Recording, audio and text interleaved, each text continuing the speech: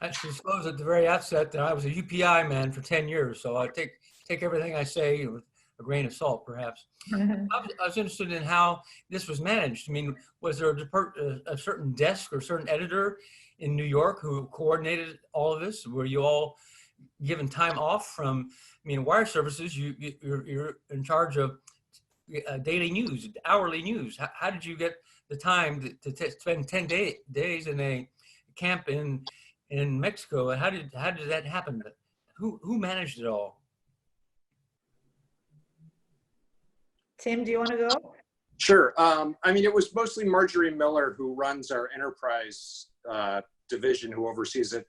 I mean, you know, as a UPI guy, you know about feeding the beast, and I have fed the wire service beast for thousands and thousands of days. And I still do it occasionally, but for the most part, now I'm an enterprise reporter. I don't have the daily, I don't have the daily responsibilities that a lot of my colleagues do. So I have the freedom to, you know, to spend 10 days in a camp. Mm-hmm. We have an anonymous question that I'm just going to go ahead and read.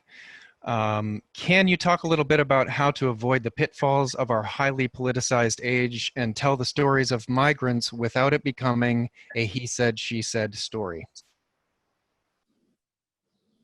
I can, I was going to say one thing I think is important in the discussion is different aspects, interviewing people that aren't just migrants necessarily, but even though it's about migrants. So I think in some ways that brings in different points of view. So it's like in my story, I did doctors, like talk to the people around the migrants as well as the migrants. So I think that fills out some of that, and it gets less into he said, she said, and it shows different experiences, but kind of, you know, builds a foundation about what's really happening. I mean, there's also the question of trying to see what of what you're reporting can be distilled as fact. I mean, that was what the Libya investigation took an enormous amount of time, because we didn't want it to be, you know, alleging that the EU had this slush fund that no one was overseeing without figuring out what had happened to it, because otherwise then it is politicized. So then the question is, you know, if it's going as far as you can to establish things that you know are true, because somewhere out there are things that happened. There is money being spent, and the money is going to somebody, and that's one way to avoid making a politicized allegation, is just to be as crystal clear about what you know is fact and why it is so. And then the political allegations or the politicization of the debate is not really relevant to the actual reporting. Lori, in the Libya piece that you worked on, you mentioned that you had found lots of UN documents, meetings, minutes from meetings that they had, internal documents from the EU, and these I assume were the solid facts and the documents that you needed to solidly prove what the point of the story of where the money was coming from. Were those documents obtained in Libya? I mean, not to reveal your sourcing, but did that take a long time to try to get those? And you know, what was interesting about it was that a lot of the EU documents, it was, you know, the EU, for example, in its own budget documents, which are not the most interesting read in the world, but way back in like page 300 and whatever is a list of risks. And they lay it out as, you know, low, medium, or high. And for the series of budget documents, they actually themselves said in the trust fund, there's a very high risk that this will make the problem worse. And this was the EU's own words about what they were afraid that their own money would actually do. So those were just found, those were essentially open source, but it was wading through a lot of budget material. And then the IOM budget documents, again, were sort of way back in a database that had kind of fallen into disuse, but they were in there. That was open source. The minutes were gotten from North Africa in various places. So a good lesson is to go through all the documents. You never know what's hiding in the text, right? Footnotes are good. Footnotes are definitely your friend. Chad, any more questions? Yes, indeed. We have a question from Michael Serrell that I'll read now. What does the Mexican government have to say about the problem of asylum seekers? The purported leftist government is silent on Trump policies. Julie, do you want to answer that or do you want me to?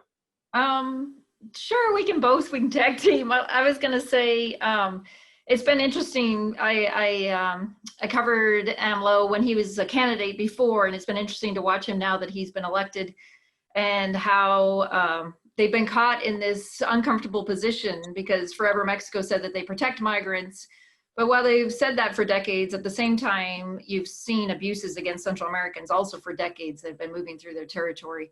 So now they've been backed into this corner in a way where, yeah, it's been interesting to watch because they're having to both play that they're doing something to stop immigration, and at the same time, they need to appear that they are protecting migrants, because I would say in general, across Mexico, Mexicans support the belief that you should be treating migrants as they would want to be treated. And so many Mexicans have been migrants themselves that it's a very important value to that country. So they've kind of just been playing like Jello, kind of wiggly and not really taking a position either way, but not really.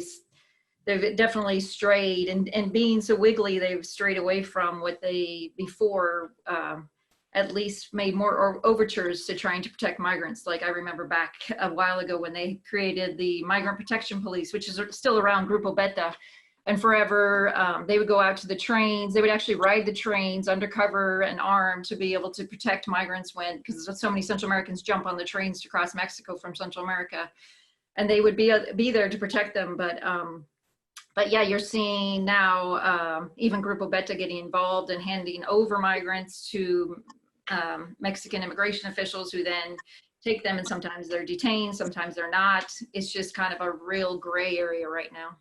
Mm-hmm. We do have a question from an attendee, and I'm going to go ahead and promote them to be panelists so they can be on camera or voice. And T-Ferg, you are muted. I am going to unmute you.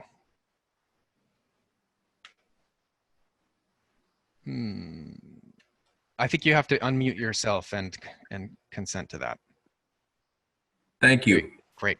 Tim Ferguson here. Congratulations to all the winners. I have a question for Lori specifically regarding the personal dangers and/or precautions involved as you left Tunis, particularly into Tripoli and other parts of Libya, and especially as female journalists. Could you speak to that? Well, it was my colleague Maggie Michel who went from Cairo to Tripoli, and unfortunately she could not be with us. But I can speak a little bit about leaving Tunis. I went to the Libyan border, and Tunis is a safe city that I know well, and love being in.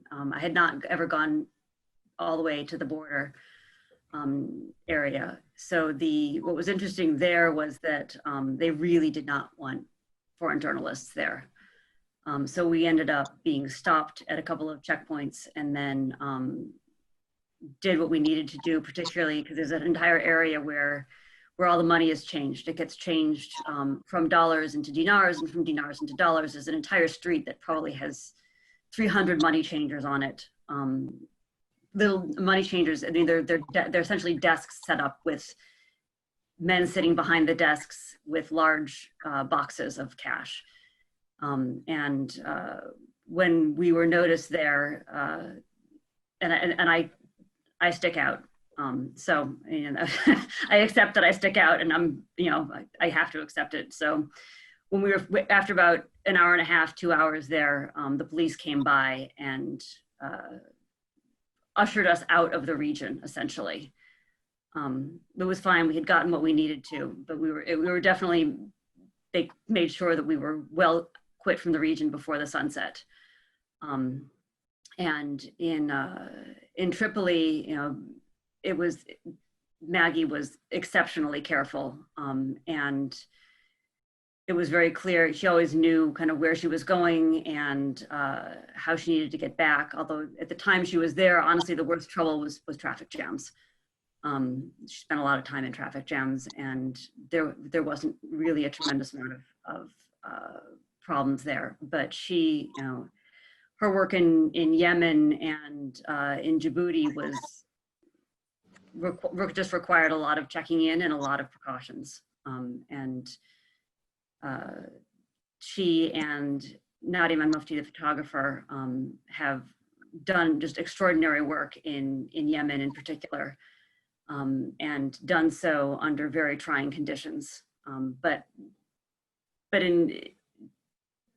I don't think that it has ever changed things for them being women. It has made them perhaps more cautious about how they get around, but it certainly hasn't slowed any of their reporting down.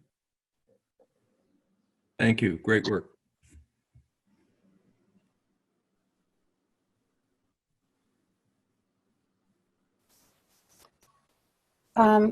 Well, if there don't seem to be any other questions, Farnaz, did you have one last question for the panelists? I wanted to know what are you all working on now, if you can reveal. what's COVID? Reporting under lockdown, as we are all experiencing. Well, I'll talk about what I just finished. Since being in lockdown, I've done a major project out of India from my home office in Minneapolis, overseeing the project and putting it together. And I just finished something about the Navajo reservation, working together with our correspondent and Flagstaff. So you can do a lot by phone, but you certainly can't do it all. But you know, you discover you can do more than you thought. That's true. And one of the things that we continued on doing was the idea, looking at all of the people in limbo. They're actually, COVID has left them literally in the middle, in terms of people being stranded migrants are being kept on boats, in the Mediterranean, in the Bay of Bengal. They're being kept in desert border areas in the Sahara, and in Latin America as well. People are just absolutely, literally stranded between traveling from one place to another. So that was something that I had worked on recently. So it really takes the whole idea of the border policy one step further, because there still are spaces that are between borders. They aren't sharp lines. And that is often where people are getting stuck. And I'm one of the ones that still feeds the beast. And so I kind of balance between doing California reopening stories and then also, but immigration has still been a big part of it. I've done something on immigration judges, because the immigration courts continue to be open.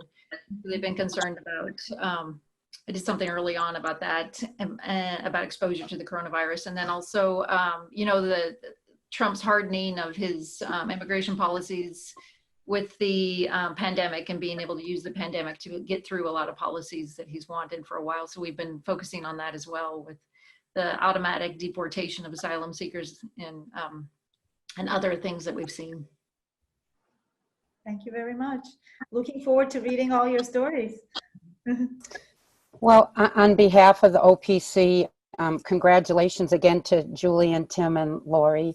And Farnaz, thank you so much for taking your time to moderate this very interesting discussion. So we hope at some point to be able to honor you at a virtual dinner or a real dinner. So, okay. Thanks very much. Thank you. Thank you. Congratulations again. Thank you. Great work. Thank you. Thanks, Farnaz.